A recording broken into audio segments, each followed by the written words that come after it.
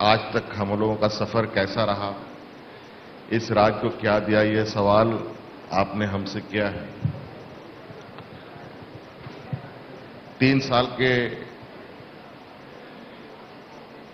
इस यात्रा में कुछ घटना तो ऐसी हैं जिस घटना को पूरे देश और दुनिया ने देखा और एक साथ महसूस किया। वो था कोरोना का।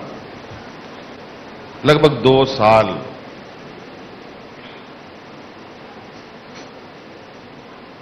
इस वैश्विक समस्या का वक्त रहा है। ये कहा जाए कि हमारी सरकार जब बनी और बन के ठीक से स्थापित भी नहीं हो पाई थी, तब ये सरकार बनी थी। ये कहा जाए कि सर मुड़ाते ओले पड़े वाली बात हो गई। लेकिन हम लोगों ने चुनौती जो हमारे सामने खड़ी थी, उससे हार नहीं माना। हम सब जानते हैं, पूरा देश जानता है, आप सब जानते हैं, इस देश के अत्यंत पिछड़ों राज्यों में से एक राज्य झारखंड आता है और उसमें भी सबसे निचले पायदान में। कोरोना जैसा वैश्विक महामारी, जिसके बारे में बड़े बड़े वैज्ञानिक, डॉक्टर भी समझ नहीं पा रहे थे कि इस समस्या से कैसे निजात पाया जाए। और झारखंड में जहां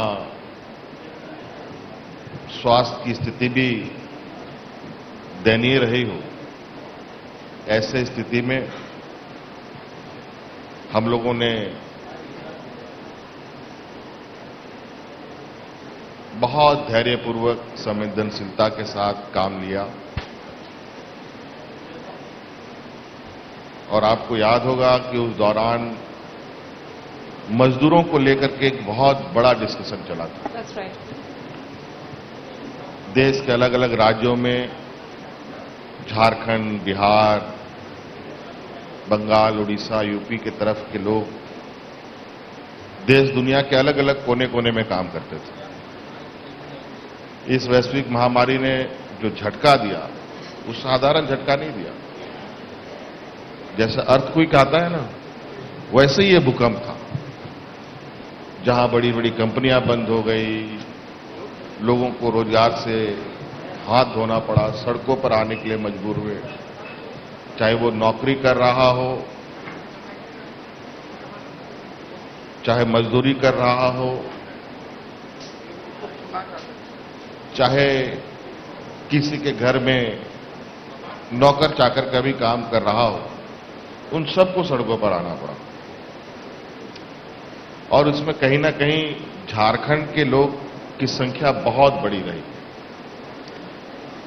और आपको याद होगा कि झारखंड एक पहला राज्य है जहां पर अपने मजदूरों को लाने का एक ऐतिहासिक पहल हम लोगों ने की थी। और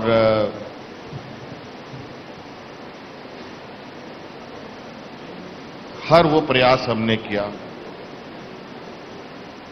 जिसके माध्यम से हम अपने मजदूरों को देश के अलग अलग कोने से ला करके उनको घरों में पहुंचाया। चाहे वो ट्रेनें हो, हवाई जहाज हो, बसें हो, ट्रकें हो, हर जो साधन हमें मिला, उस साधन का हमने उपयोग करके लोगों को लाया।